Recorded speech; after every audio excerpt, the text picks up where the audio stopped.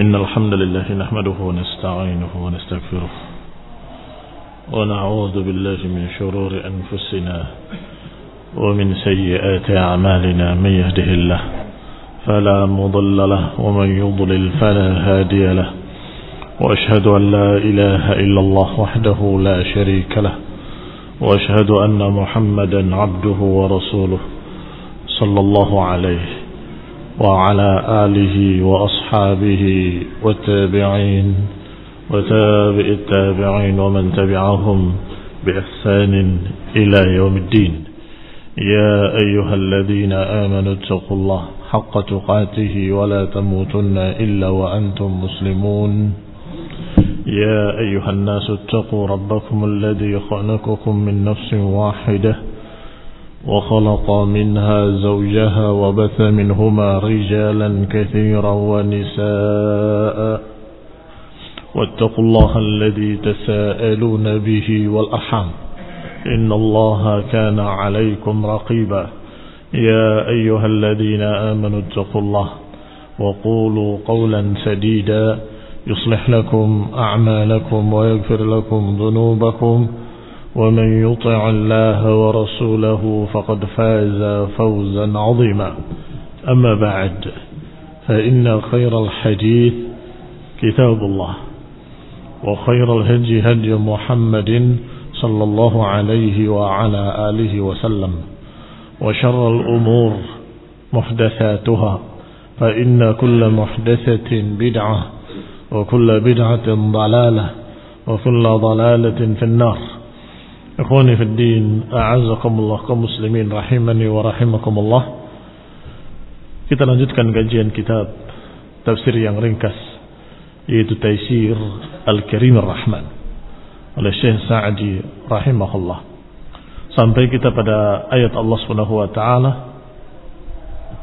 la ikraha fid din. Qad tabayyana ar-rushdu min al-ghayy. فمن يكفر بالطاغوت ويؤمن بالله فقد استمسك بالعروة الوثقى لا انفصام لها والله سميع عليم. الله ولي الذين آمنوا يخرجهم من الظلمات إلى النور والذين كفروا أولياؤهم الطاغوت يخرجونهم من النور إلى الظلمات أولئك أصحاب النار hum fiha khalidun. Setelah Allah mengenalkan dirinya dalam satu ayat yang agung, yaitu ayat kursi, Allah katakan selanjutnya, la ikraha fid din. Tidak ada paksaan dalam agama. Qad tabayyana ar-rusydu min al-ghayy. Sudah jelas. Ar-rusyd berbeda dengan al-ghayy. Sudah terbedakan, sudah terpisahkan secara jelas. Faman yakfur bit-taghut, maka siapa yang mengingkari taghut dan beriman kepada Allah, berarti dia telah berpegang dengan tali yang kuat, yang kokoh. Lan fusama laha, enggak akan lepas. Wallahu sami'un alim. Kata Syekh Sa'di rahimahullah, yukhbiru ta'ala أنه لا إكراه في الدين لعدم الحاجة إلى الإكراه.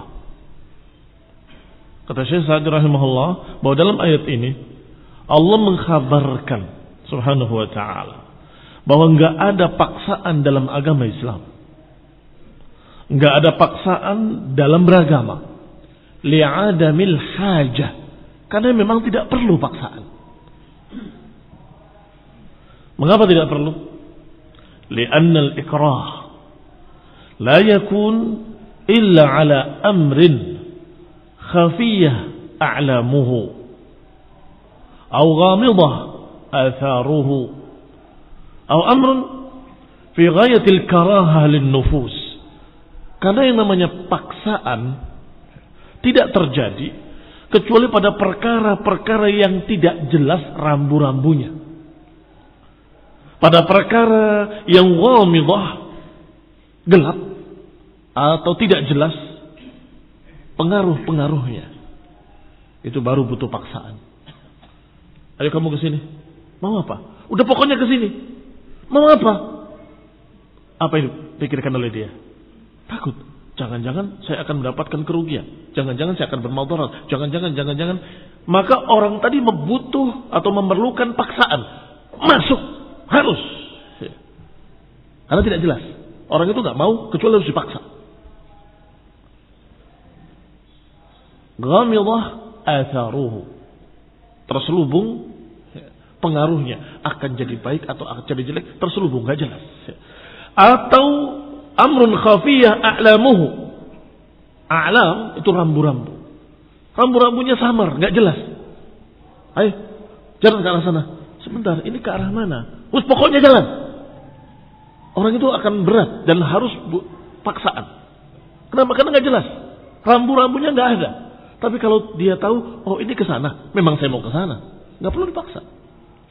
Baik. Ada yang ketiga. Yang pertama yang tidak jelas rambu-rambunya.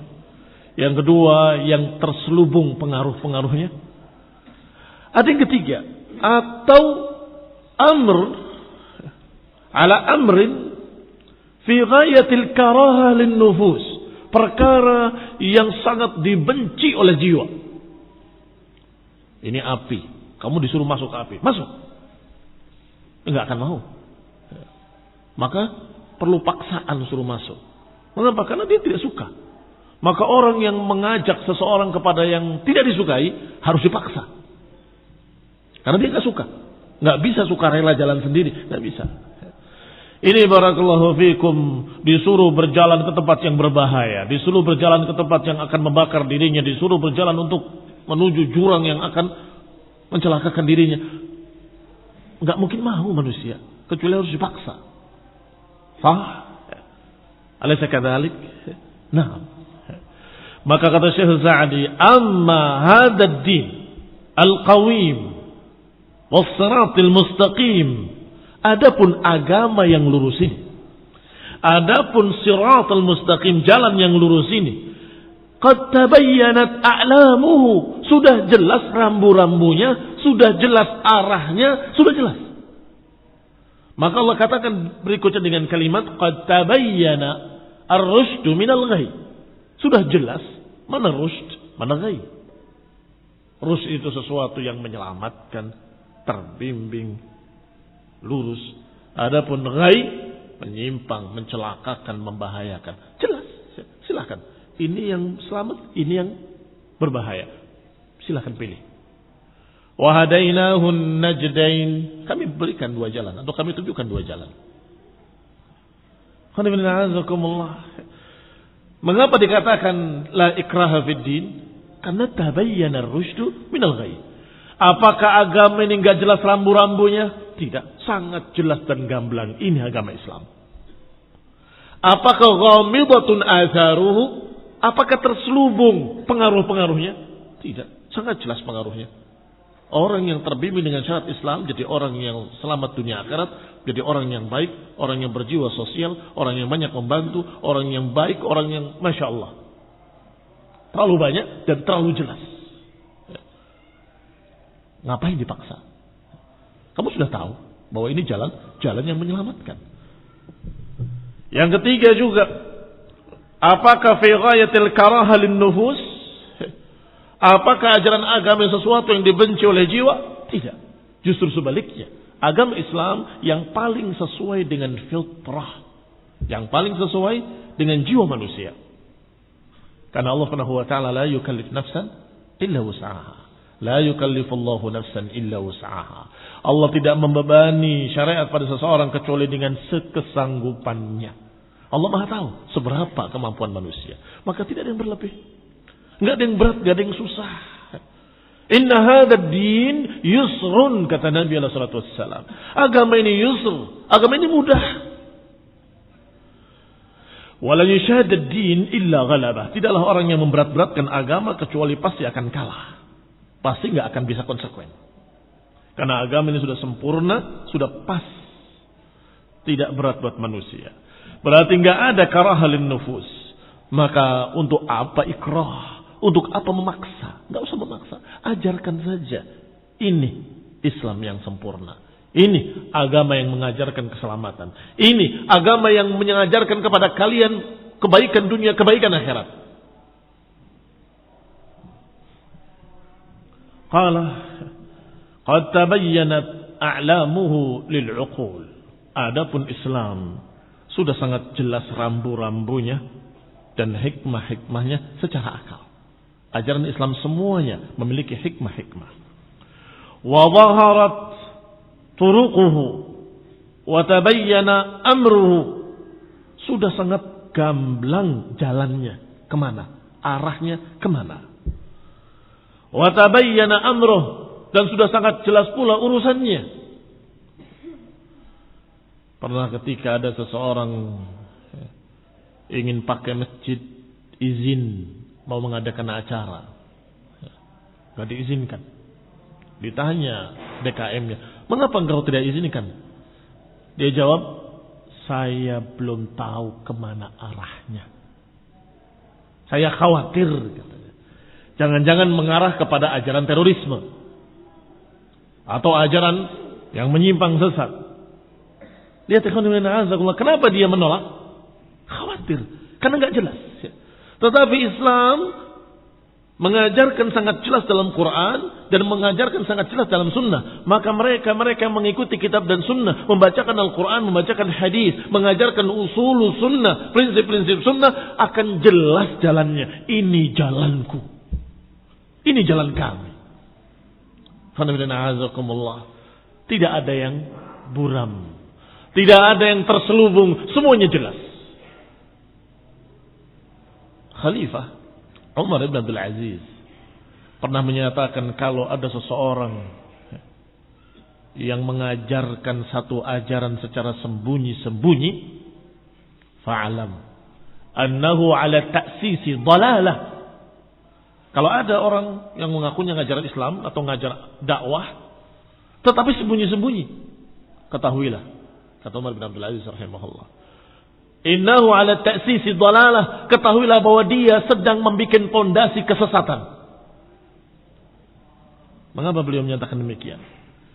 Karena agama Islam ini agama yang sangat jelas. Ngapain sembunyi-sembunyi? Kalau kamu sembunyi-sembunyi berarti kamu menyembunyikan sesuatu. Sesuatu itulah yang bakal menyesatkan. Sesuatu itulah yang kamu sembunyikan itu yang bakal menyesatkan.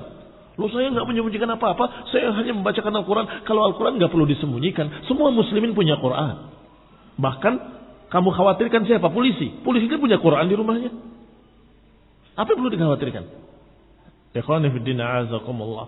Berarti sesuatu yang dikhawatirkan oleh mereka akan diketahui adalah sesuatu yang diada-adakan.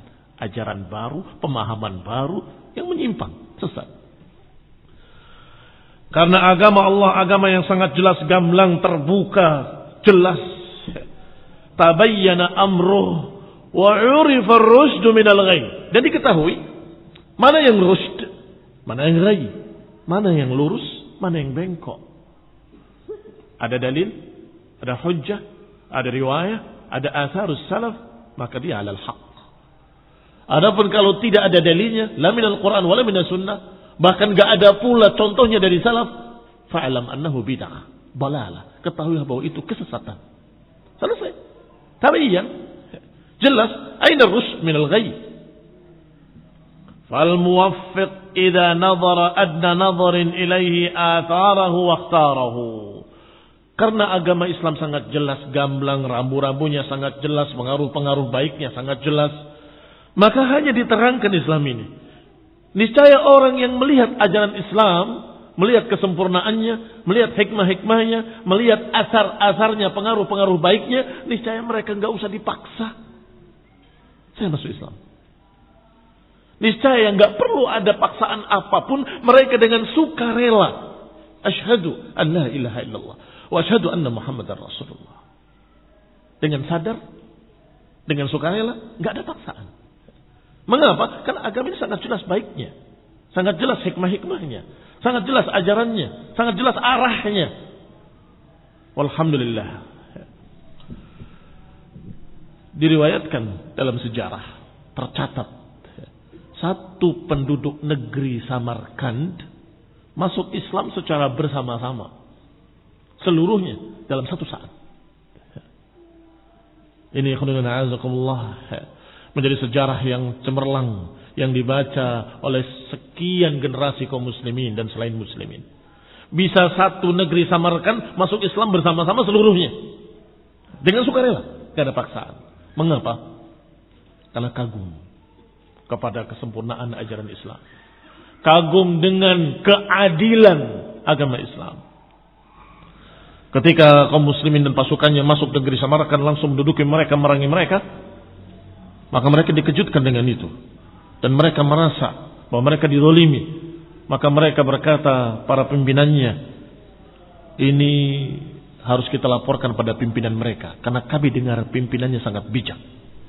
Diutus seorang anak muda menuju khalifah. Sampai di tempat khalifah mereka mencari mana rumahnya, tidak tahu. Ditunjukkan rumahnya, hampir-hampir nggak percaya. Ini rumahnya khalifah, pimpinan kalian seluruhnya. Iya. Rumahnya sederhana, tidak berbeda dengan rumah-rumah lainnya. Ketika ditemui, ternyata dalam keadaan sedang di luar, sedang bekerja, memperbaiki temboknya dari tin sehingga kotor tangannya dengan lumpur atau lempung. Ditanya, oh seperti itu kejadiannya? Iya. Berikan surat ini pada pimpinan pasukan tersebut.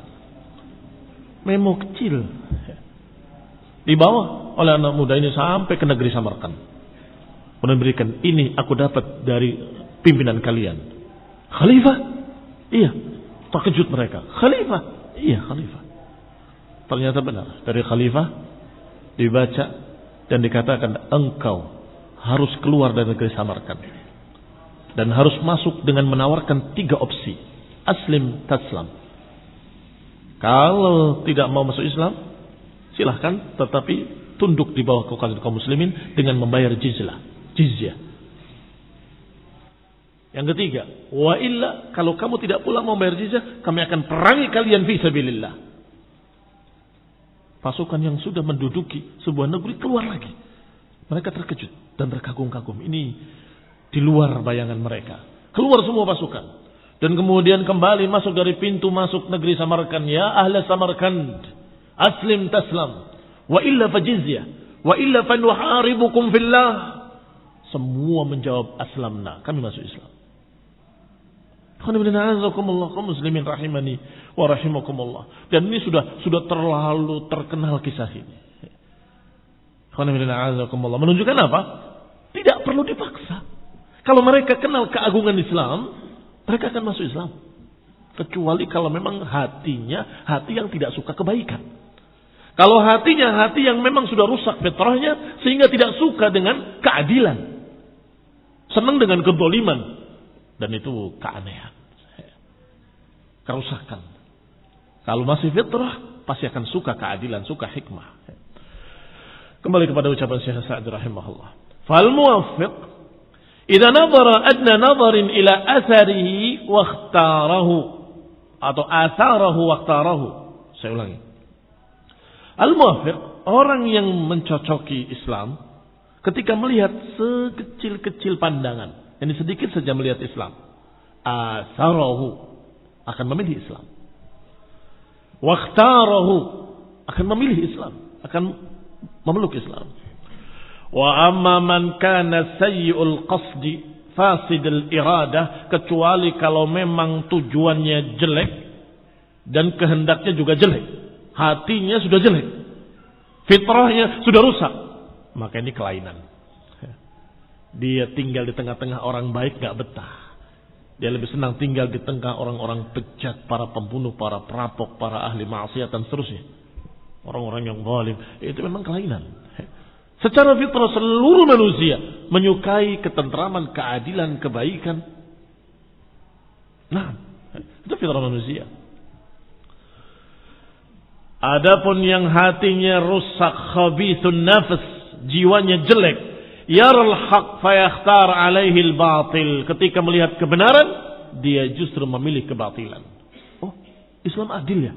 Aduh, saya enggak suka yang adil. Saya suka yang zalim. Ya sudah, susah. Mau apa lagi? Memang sudah rusak hatinya. Yubsirul hasan fayamilu ilal qabih. Bisa melihat yang ini hasan, tapi justru lebih cenderung kepada yang sebaliknya, al-qabih, yang jelek. Fahadha laysa lillahi hajah. Orang yang seperti ini enggak perlu untuk dipaksa. Laysa lillahi hajah fi ikrahihi, enggak perlu untuk dipaksa. Karena memang agama ini enggak membutuhkan orang seperti itu atau tidak mengharapkan orang yang seperti itu. Li'adamin natijah wal fa'idah fih, karena enggak ada faidahnya, enggak ada hasilnya kalau dia dipaksa. Ikhwan fillah azakumullah, pernah mendengar riwayat atau kisah tentang perjanjian Hudaybiyah? Di antara perjanjian Hudaybiyah berisi siapa yang masuk Islam dari Mekah ke Madinah harus dikembalikan ke Mekah. Dan siapa yang murtad dari Madinah ke Mekah tidak dikembalikan. Tidak perlu dikembalikan ke Madinah. Semua orang baca ini merasa kok gak adil. Kalau yang dari Mekah masuk Islam ke Madinah harus dikembalikan. Tetapi kalau dari Madinah murtad ke Mekah tidak boleh kembalikan. Sepertinya gak adil. Kok diterima oleh Nabi? Disetujui oleh Nabi. Para sahabat gelisah. Kenapa? Kok diterima? Ternyata hikmahnya ini yang sedang kita bahas. Agama ini bukan dengan paksaan. Kalau dia murtad kemudian dipaksa harus kembali begitu. Jadi apa kira-kira? Jadi duri dalam sekam, mengganggu di dalam. Buang, tidak perlu. Buang dia. Dalam hukum Islam, orang murtad itu dibunuh. Kaum muslimin rahimani wa rahimakumullah. Mengapa? Karena tidak diperlukan, tidak dibutuhkan, dan gak ada hajat sama sekali untuk memaksa mereka. Gak perlu dipaksa. Adapun yang masuk Islam ke Madinah terpaksa harus dikembalikan menurut perjanjian tersebut, maka dia akan tetap beriman. Kalau benar-benar beriman dari hatinya, dimanapun dia berada akan tetap beriman.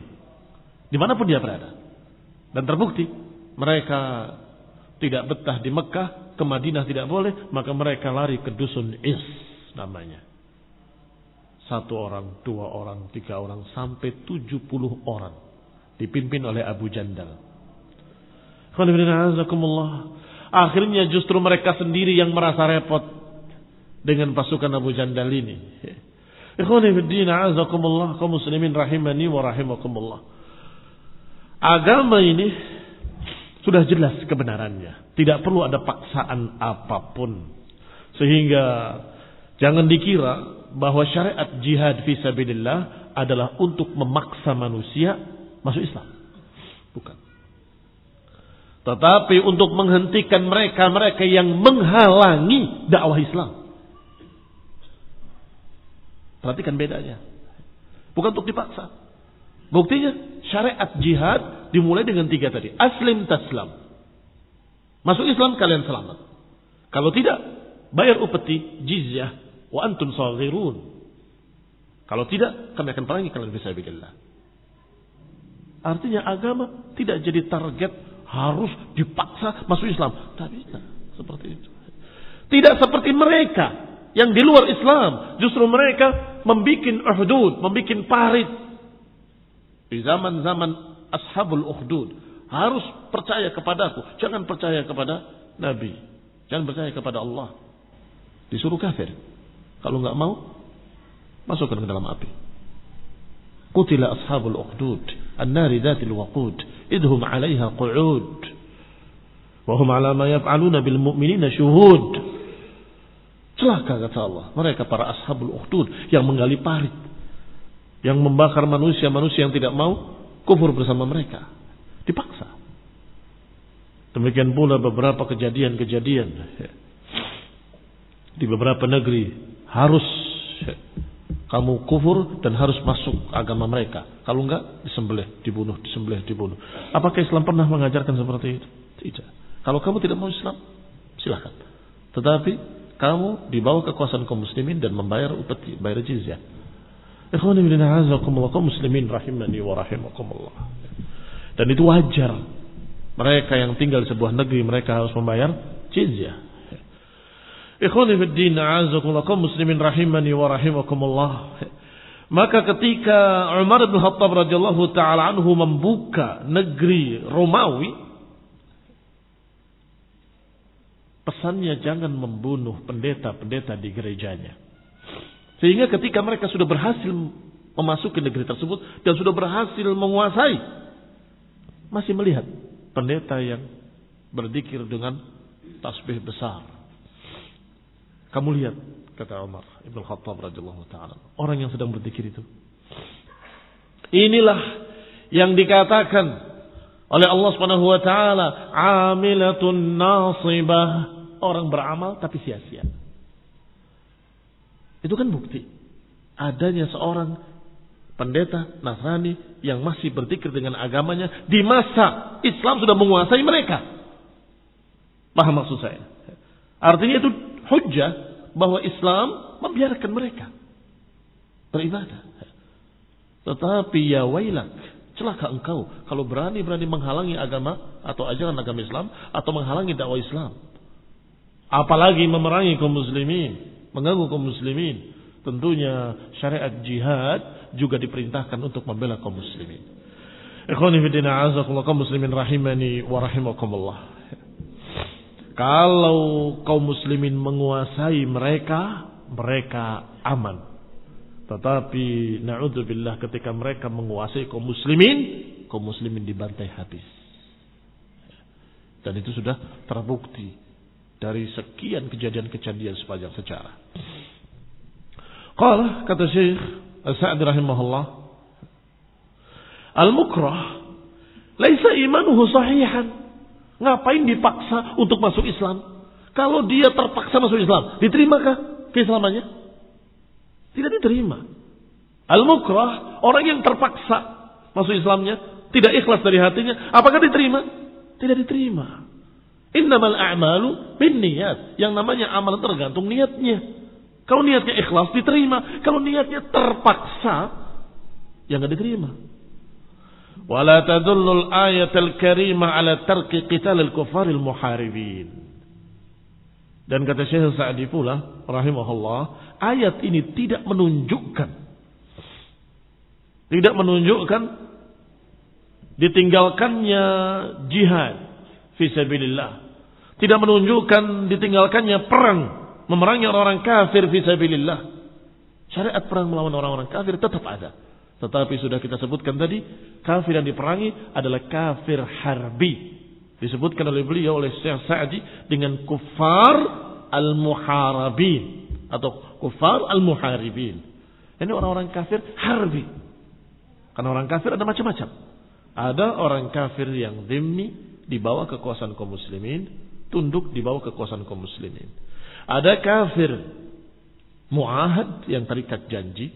Ada kafir mustautin yang izin tinggal di negeri muslimin. Ada kafir tamu. Yang lain ini tidak boleh diganggu. Tamu walaupun kafir nggak boleh diganggu. Kafir dhimmi nggak boleh diganggu. Demikian pula kafir muahad, nggak boleh diperangi mereka, nggak boleh dibunuh mereka. Hanya satu golongan saja, yaitu kafir yang pertama disebut tadi, kafir harbi. Istilahnya Syekh al-kuffar al-muharibin. Wa innama fiha anna haqiqat ad-din min haitsu huwa mujibun liqabulihi likulli munsifin qasduhu ittiba' al-haq. Bahwasanya hakikatnya agama ini, dari sisi keadaan agama ini, sudah otomatis pasti diterima oleh orang yang akalnya masih sehat, fitrahnya masih salim. Mesti akan diterima. Likulli munsif, bagi orang yang memiliki insaf, yang bijak. Yang qasduhu ittiba'ul haq, yang tujuannya mencari kebenaran.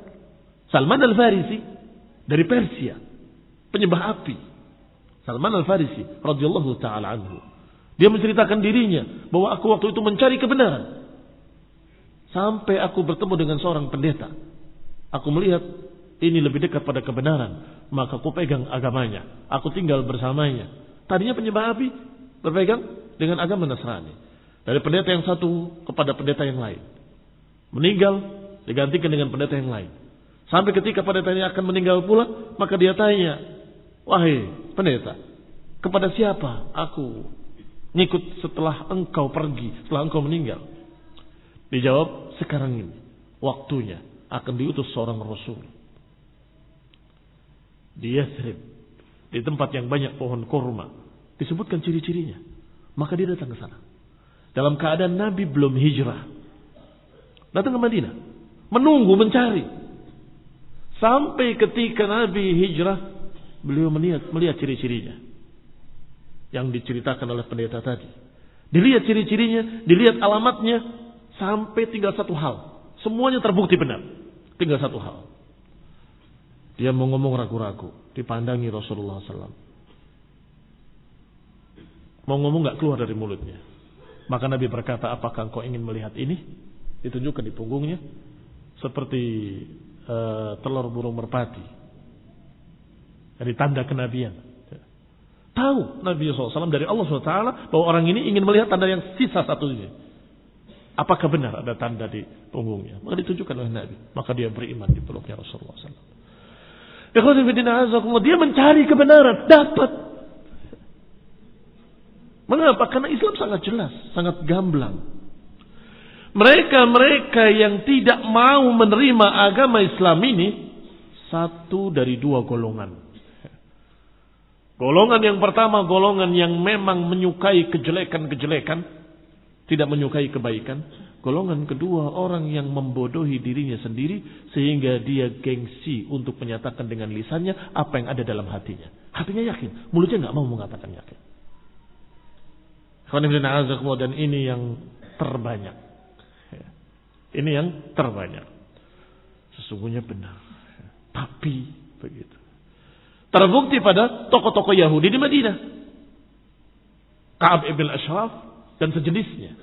Ketika ditanya sesama mereka, atau ketika ditanya oleh pengikutnya, dijawab, tidak. Itu bukan Nabi. Ditolak. Didustakan. Tetapi ketika sesama pendetanya menyatakan, huwa, apakah dia itu benar seperti yang diceritakan? Huwa. Iya, memang dia. Yang disebutkan dalam Taurat. Ketika sesama pendetanya mengatakan seperti itu, artinya hati kecil mereka tahu bahwa ini hak. Al-haqqu ablaj. Hak itu jelas seperti matahari. Sehingga yang menolak kebenaran. Yang mengatakan itu batil, membohongi dirinya sendiri. Hatinya berkata itu hak, tapi mulutnya mengatakan, lah itu batil. Seperti pendeta Yahudi tadi. Mereka lemparkan kitabnya wara'a dhuhurihim ka'annahum la ya'lamun. Padahal sama mereka berbisik-bisik, apakah benar dia yang dimaksud? Iya, memang dia yang dimaksud. Ikhwan fillah a'azakumullah, kaum muslimin rahimani wa rahimakumullah. Qala ammal qital wa 'adamuhu falam tata'arrad lahu. Wa innama yu'khad fardul qital min nususin ukhar.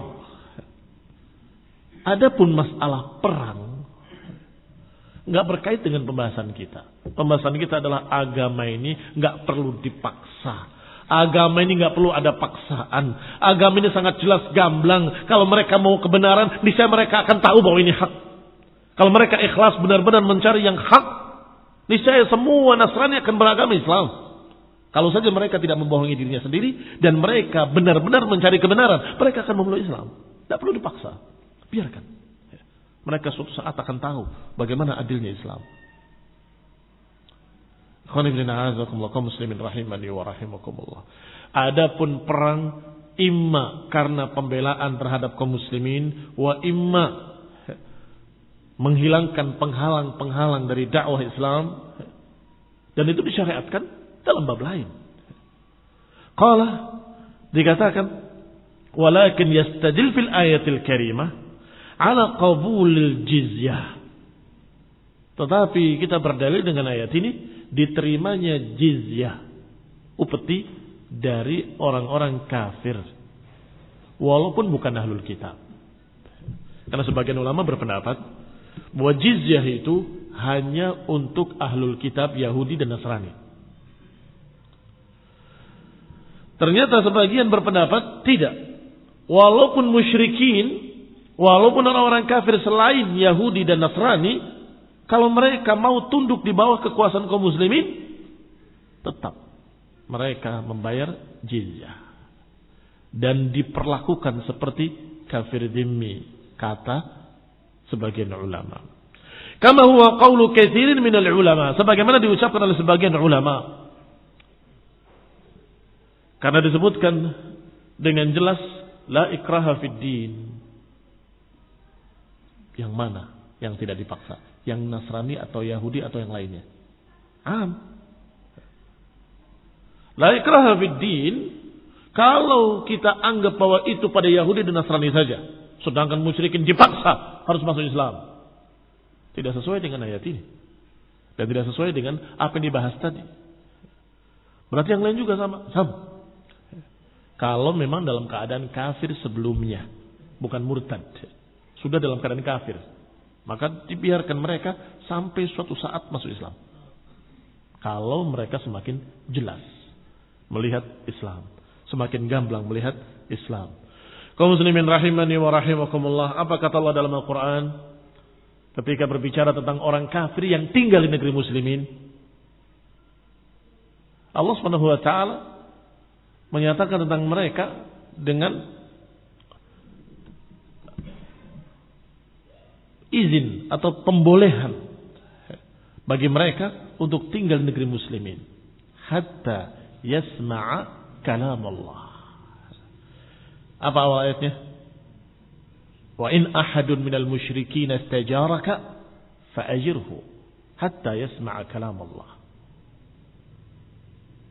Saya ulangi. Wa in ahadun minal musyrikin istajaraka fa'ajirhu hatta yasma'a kalam Allah. Kalau ada salah seorang dari kalangan musyrikin, ini dalil, musyrikin, berarti bukan Yahudi Nasrani, ini musyrikin. Istajaraka, minta perlindungan kepadamu di negerimu, minta perlindungan kepada kalian wahai muslimin di negeri kalian, fa'ajirhu, beri perlindungan.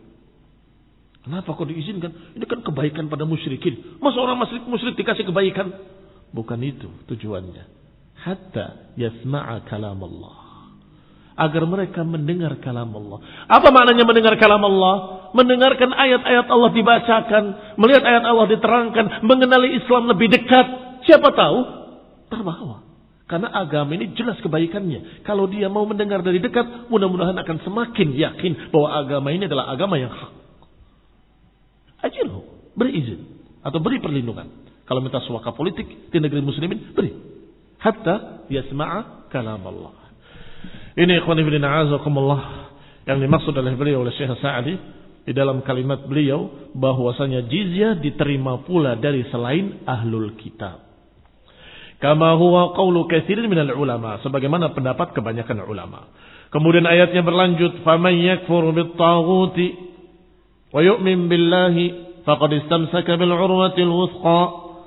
Yani siapa yang kufur mengingkari taghut. Taghut dari kata tagha, melampaui batas. Minat tughyan. Sedangkan definisinya kata Ibnu Qayyim rahimahullah, ma tajawaza bihi al-'abdu haddahu. Apa yang menyebabkan seorang hamba melampaui batasnya? Melampaui batas karena sesuatu, maka sesuatu itu taghut. Kata Imam Malik rahimahullah bahwa yang namanya taghut adalah ma'ubida min dunillah, apa yang disembah selain Allah. Berarti maknanya adalah barang siapa yang mengingkari semua sesembahan-sembahan selain Allah, semua penyebab-penyebab manusia melampaui batas, fayatruk ibadata ma siwallah, yang berarti meninggalkan semua sesembahan-sembahan selain Allah, wa ta'atus syaitan, dan juga tidak mentaati syaitan. Karena di antara makna taghut, sebagaimana kata Umar bin Khattab, adalah syaitan. Taghut adalah syaitan.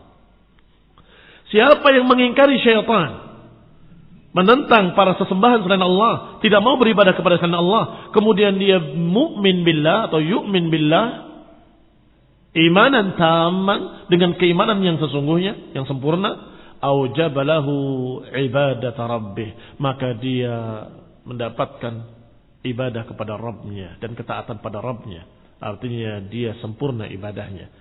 Faqad istamsaka bil urwatil wuthqa, maka berarti dia telah berpegang dengan tali yang kokoh. Tali apa itu? Agama. Ay ad-din al-qawim alladhi thabatat qawa'iduhu wa rusikhat arkanuhu, yaitu agama yang lurus, yang kokoh tonggak-tonggaknya, yang sangat rasikh, mapan pilar-pilarnya. Wa kana al-mutamassik bihi ala thiqatin min amri, maka siapa yang berpegang dengan agama ini, dia dengan keyakinan, dengan thiqatin min amri, dengan keyakinan hati terhadapnya. Akhwani fillah, azakumullah, banyak orang beragama dengan agama Nasrani, agama Yahudi, agama Buddha, agama Hindu dan agama lainnya dalam keadaan mereka tidak yakin tentang agamanya sendiri. Sehingga mereka kadang-kadang memperolok-olokkan agamanya sendiri, mempermainkan agamanya sendiri, bahan tertawaan. Dan setiap gereja di Australia beberapa meter, nggak sampai 100 meter, mesti ada pub, tempat minum khamr. Itu disaksikan oleh seorang muslim, supir taksi, sehingga dia penasaran. Begitu bubaran gereja, pas dia lewat ada yang naik, dia tanya, saya mau tanya, kenapa setiap gereja beberapa meter kemudian mesti ada pub? Dijawab dengan jawaban yang tidak disangka-sangka, nggak diduga-duga. Kami nggak mau pusing dengan ucapan pendeta. Jawabnya itu. Kami nggak mau pusing dengan ucapan pendeta. Jadi mereka bingung, pusing untuk bisa menerima. Fitrahnya sulit untuk menerima. Tidak yakin dengan agamanya sendiri. Maka dia lupakan dengan khamar. Pulang dari situ, hampir minum khamar, selesai. Ini barakallahu fikum, tidak yakin dengan agamanya, kecuali Islam. Adapun orang yang masuk Islam, semuanya yakin dengan agamanya sendiri. Mengapa? Karena dia melihat bukti-buktinya sangat jelas dan cocok dengan fitrahnya, cocok dengan akalnya, cocok dengan jiwanya. Sehingga ala thiqatin min amri. Likaunihi istamsaka bil urwatil wuthqa, karena mereka berpegang benar-benar dengan tali yang sangat kokoh. Lam fisama laha. Wa amma man akasal qadiyah, adapun orang yang sebaliknya justru kufur kepada Allah dan beriman kepada taghut, faqad atlaqa hadhihi al-urwatul wuthqa, maka dia lepas dari tali yang kokoh tadi, yang allati biha al-ismah, padahal itu sesungguhnya perlindungan, dia lepas dari perlindungan. Istamsaka bi kulli batilin, akhirnya dia berpegang dengan kebatilan, ma'aluhu ilal jahim, yang berakhir kepada jahim. Kalaupun berpindah kepada kebatilan mislih, kebatilan yang sama, terus sampai ketika akan matinya belum punya keyakinan sama sekali. Apa keyakinanmu? Tidak tahu, tidak yakin. Selalu dalam keadaan gelisah. Wallahu sami'un alim, dan Allah maha mendengar lagi maha mengetahui. Fayujazi kullan minhuma, maka Allah akan balas masing-masingnya. Siapa yang mengingkari taghut dan beriman kepada Allah, Allah siapkan di dalam jannah balasannya yang setinggi-tingginya. Dan siapa yang kufur kepada Allah, justru beriman pada taghut, maka diancam oleh Allah dengan azab neraka. Kullun minhuma jazahum Allah. In khairan fa khair, in syarran fa syarr. Wa hadha huwa al-ghayah liman istamsaka bil urwatil wuthqa wa liman lam yastamsik biha. Dan inilah ujung-ujungnya. Ujung-ujungnya orang yang berpegang dengan tali yang kokoh dan orang yang lepas nanti menghadap Allah SWT. Yang berpegang dengan tali yang kokoh jalan keselamatan dan gak akan dia lepas dari keselamatan. Adapun yang lepas dan sengaja melepasnya, maka dia selalu dalam keadaan syak sampai bertemu Allah dalam keadaan dimurkai oleh Allah Ta'ala.